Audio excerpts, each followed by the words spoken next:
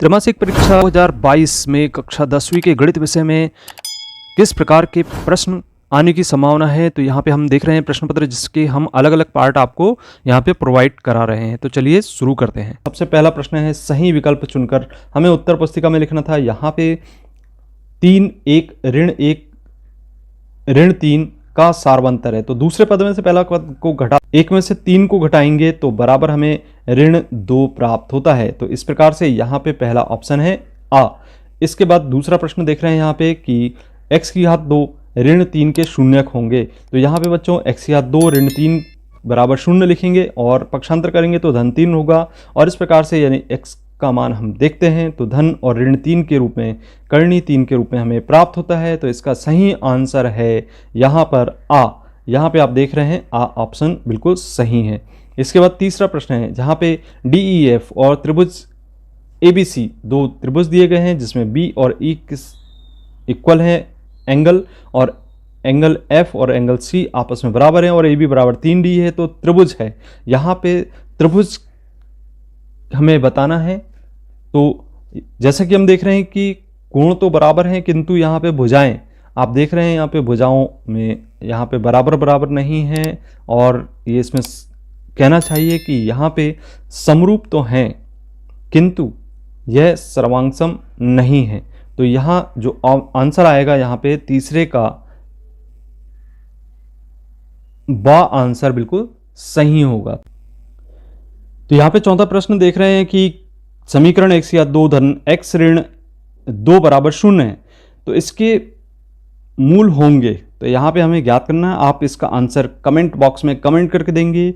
इसका ऑप्शन सा सही है अथवा द सही है अथवा बा सही है, तीनों में से किसी एक में आंसर आपको देना है। तो आप इसका आंसर कमेंट बॉक्स में देंगे। पांचवा प्रश्न है यहाँ पे, यदि a1 बटे a2 बराबर b2 बराबर c1 बटे c2 तो हम समीकरण निकाय a1x plus b1y plus c1 बराबर 0 a2x plus b2y plus c2 बराबर 0 का। यहाँ पे जो पांचवा प्रश्न है इसमें सा आंसर बिल्कुल सही है। इसमें अनंत अनेक हल होंगे। चलिए यहाँ पे छठवां प्रश्न करते हैं। 4 और 7 का महत्तम समापवर्तक यहाँ पे ज्ञात करना है। तो 4 और 7 का महत्तम समापवर्तक इसमें एक ही होगा। इसका अलग अलग संख्याएं हैं इसमें, तो कोई भी संख्या इसमें उभयनिष्ठ नहीं मिलती। इसमें एक आंसर इसका बिल्कुल सही होगा। रिक्त स्थानों की पूर्ति करना था दूसरे प्रश्न में, जैसा कि हम देख रहे हैं यहाँ पे स्क्रीन पे। सबसे पहले यहाँ पे x² धन 4x धन 8 में शून्यकों का योग है। तो जो x का गुणांक है और यहाँ पे चूंकि शून्यकों का योगफल हम जानते हैं कि अल्फा धन बीटा बराबर ऋण b बटे a के बराबर होता है। मान रखेंगे हम यहाँ पे b और a का, तो ऋण 4 बटे 1 प्राप्त होगा। इसका आंसर ऋण 4 हमें प्राप्त हो जाता है। इस प्रकार से दूसरा प्रश्न है, किन्हीं दो धनात्मक पूर्णांक a और b के लिए LCM और HCF। तो यहाँ पे जो ऑप्शन है इसका ये वाला ऑप्शन सही होगा, a गुणित b के बराबर होगा। नेक्स्ट क्वेश्चन है कि एक द्विघात समीकरण में बहुपद और के अधिक से अधिक खालिस्तान शून्यक होते हैं। तो द्विघात बहुपद में अधिकतम शून्यकों की संख्या 2 होती है, हमेशा ध्यान रखना है। जितनी घात होगी उतने शून्यक होंगे। इसके बाद समांतर श्रेणी, यहाँ पे 2 4 6 8 का 10वां पद होगा। तो यहाँ पे 10वां पद हम ज्ञात करते हैं। यहाँ पे चूंकि प्रथम पद a बराबर 2 है और d का मान सार्वंतर 4 में से 2 कम करेंगे तो 2 प्राप्त होगा। और यहाँ पे a plus n-1 into D के सूत्र से यहाँ पे 10वां पद प्राप्त करते हैं। तो an बराबर a plus n-1 into D यहाँ पे सूत्र रखते हैं और इसमें मान रखते हैं। तो मान रखिए यहाँ पे a का मान हम 2 रखते हैं, धन n का मान यहाँ पे 10 लिखेंगे, 10 ऋण 1, और d का मान चूंकि 2 प्राप्त हो रहा है इसे सरल कर दें, 10 में से 1 कम करेंगे तो यहाँ पे 9 9 दूनी 18 होगा। 18 में 2 जोड़ देते तो यहाँ पे 20 प्राप्त हो जाता है। तो बच्चों इस प्रकार से इसका जो आंसर है वह 20 होगा। अब नेक्स्ट क्वेश्चन है, यहाँ पे शेषफल होगा। तो यहाँ पे शेषफल इसका आंसर सही है। और इसके बाद छठवां प्रश्न है, सभी वृत्त हम जानते हैं कि सर्वांगसम तो नहीं होते किंतु समरूप जरूर होते हैं। तो इसका आंसर ये सही होगा। यदि द्विघात समीकरण ax या 2 धन bx धन c बराबर 0 का विभक्तिकार ऋणात्मक है तो समीकरण के मूल होंगे। तो यहाँ पे आप देख रहे हैं, यहाँ पे समीकरण के मूल जब विभक्तिकार ऋणात्मक होता है तो समीकरण के मूल वास्तविक नहीं होते हैं। तो इसका सही आंसर है वास्तविक नहीं। नेक्स्ट क्वेश्चन आपको दिखाई दे रहा है, यहाँ पे सही जोड़ी आपको बनानी थी। तो सही जोड़ी के लिए हम देख रहे हैं यहाँ पे सबसे पहले ax धन b, तो ये इसको मेल करना था। यहाँ चूंकि रैखिक बहुपद कहलाएगा। और इसके बाद दूसरा है, इसमें सार्वंतर ज्ञात करना है तो 5 में से 3 को कम करेंगे तो 2 प्राप्त होगा। इस तरीके से इसका F आंसर सही होगा दूसरे का। तीसरा प्रश्न है 2x धन 3y बराबर 5 के हलों की संख्या है। तो यहाँ पे हम हल करते हैं, तो जैसे ही हम हल करते हैं तो इसमें हलों की संख्या हमें प्राप्त होती है, इसका B आंसर बिल्कुल सही है। और इसके बाद चौथा प्रश्न है x घात 3, ये एक त्रिघात बहुपद होगा। इसके बाद नेक्स्ट क्वेश्चन है ax घात 2 धन bx धन c बराबर 0 का विभक्ति कर। विभक्ति कर यहाँ पे आप देख रहे हैं कि b का वर्ग ऋण 4 ac के बराबर होता है। और अंत में यहाँ पे श्रेणी दी गई है जिसका nवां पद का सूत्र यहाँ पे e, यहाँ पे ऑप्शन देख रहे हैं जिसमें a plus n minus 1 into D के बराबर होता है। यहाँ पे समांतर श्रेणी का nवां पद का सूत्र हो गया। अब इसके बाद जो अगला प्रश्न है यहाँ पे एक शब्द और एक वाक्य में उत्तर देने का था, जिसमें पहला प्रश्न है समरूप आकृतियों का एक उदाहरण दीजिए। तो आप कोई भी उदाहरण दे सकते थे। यहाँ पे 2 वृत्त हो सकते हैं या फिर 2 वर्ग हो सकते हैं और या फिर 2 आप देख रहे हैं जैसा कि हम बता रहे हैं। और इसके अलावा भी अन्य सर्वांग सम आकृतियाँ हो सकती हैं, जैसे त्रिभुज बता दीजिए, तो ये समरूप आकृतियाँ हो सकती हैं। अब इसके बाद नेक्स्ट क्वेश्चन है दूसरे प्रश्न में रैखिक समीकरण युग्म a1x plus b1y plus c1 बराबर 0 और a2x प्लस b2y धन c2 बराबर 0 के कोई हल नहीं होने का प्रतिबंध है।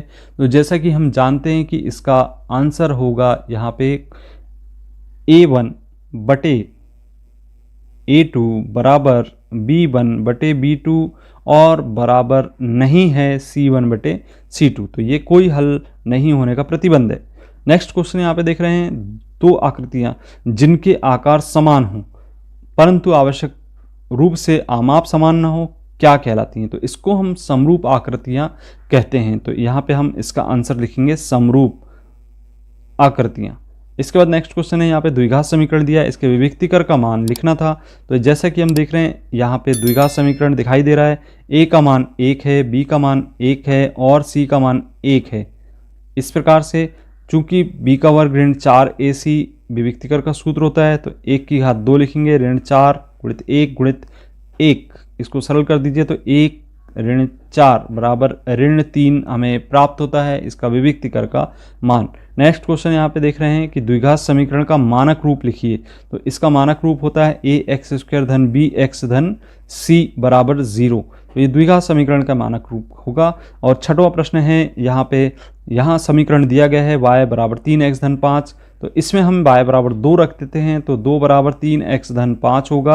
अब 5 का पक्षांतर करते हैं तो 2 ऋण 5 बराबर 3x होगा और यहाँ पे ऋण 3 मिल जाता है तो ये 3x के बराबर है। तो 3 का पक्षांतर कर देते तो x बराबर ऋण 3 बटे 3 होगा और 3 से 3 कैंसिल करते हैं तो ऋण 1 हमें प्राप्त हो जाता है। तो इसका आंसर आएगा ऋण 1। नेक्स्ट क्वेश्चन आप देख रहे हैं यहाँ पे कि समांतर श्रेणी दी गई है जिसमें पदों की संख्या हमें बताना है। तो पदों की संख्या यहाँ पे बताने के लिए हम n का मान ज्ञात करना होगा, जिसमें a बराबर यहाँ 4 ज्ञात है और d का मान यहाँ पे 6 में से 4 घटाएंगे तो 2 प्राप्त होगा। अब यहाँ पे चूंकि a n पद का सूत्र होता है a plus n minus 1 into D और यहाँ पे a n का मान हमें ज्ञात है 40। तो यहाँ पे लिखेंगे 40 बराबर a का मान रखेंगे 4 धन n माइनस 1 इंटू डी। तो इसको सरल करते हैं बच्चों तो n का मान यहाँ पे 19 हमें प्राप्त हो जाता है। अब चलिए यहाँ पे सत्य एवं असत्य प्रश्न दिया गया है, जिसमें पहला प्रश्न देख रहे हैं जिसमें सत्य एवं असत्य कथन लिखना था।